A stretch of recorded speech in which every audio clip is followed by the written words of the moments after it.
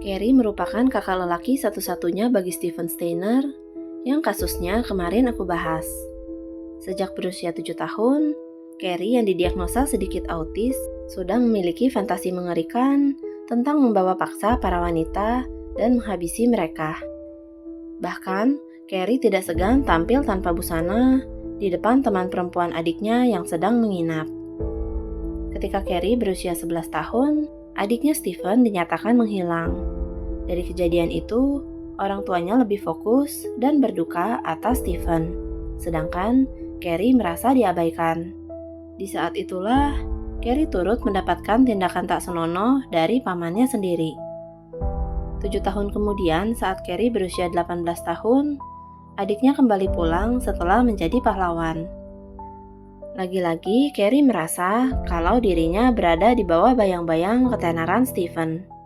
Semakin dewasa, Carrie semakin menunjukkan masalah mental parafilia, di mana dia merasa nafsu pada objek, situasi, atau tempat tertentu, bukan terhadap lawan jenis seperti orang normal lainnya. Pada tahun 1991, Carrie sempat mencoba mengakhiri hidupnya setelah 2 tahun kematian Steven. Lalu pada 1995, Carrie sempat dirawat di rumah sakit jiwa untuk waktu yang singkat. Memasuki tahun 1997, Carrie mulai bekerja sebagai tukang di Motel Cedar Lodge di California. Selama Carrie bekerja di sana, tercatat ada 3 tamu wanita yang menghilang dan ditemukan telah tewas.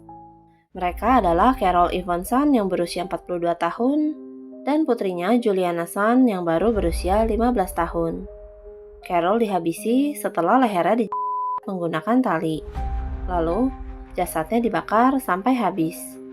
Sedangkan Julie telah diperkosa terlebih dahulu sebelum lehernya dipotong. Korban lainnya adalah seorang murid Argentina dari program pertukaran pelajar yang bernama Silvina Peloso. Silvina yang baru berusia 16 tahun merupakan teman dari Julie dan turut menjadi korban perkosaan. Dia tewas setelah peluru bersarang di tubuhnya. Rupanya, Silvina, Julie, dan ibunya Carol sedang perjalanan wisata ke Yosemite pada bulan Februari 1999. Di sanalah ketiga wanita ini diburu oleh Carrie dan dihabisi. Ketika polisi menanyai semua pekerja di motel, Carrie dapat dengan tenang memberikan jawaban, sehingga dia dicoret dari daftar tersangka. Beberapa minggu kemudian, muncul korban terakhir yang diakui oleh Carrie. Dia adalah Joey Ruth Armstrong yang berusia 26 tahun. Dari sinilah kejahatan Carrie mulai terungkap, sebab ada saksi yang sempat melihat mobil Carrie di depan kabin Joey. Saat Carrie ditangkap, dia mengejutkan semua petugas atas pengakuannya terhadap 3 wanita sebelumnya. Carrie juga dicurigai sebagai pelaku penghilangan nyawa pamannya sendiri pada tahun 1990. Sebab, paman yang telah berbuat tak senonoh padanya ketika kecil ditemukan tewas setelah peluru bersarang di tubuhnya. Sedangkan pada saat itu, Carrie diketahui tengah tinggal bersama pamannya.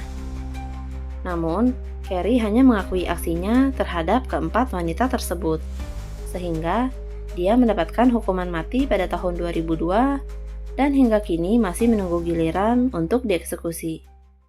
Sungguh sayang, ketika Steven berakhir sebagai pahlawan, Carrie malah berakhir sebagai penjahat.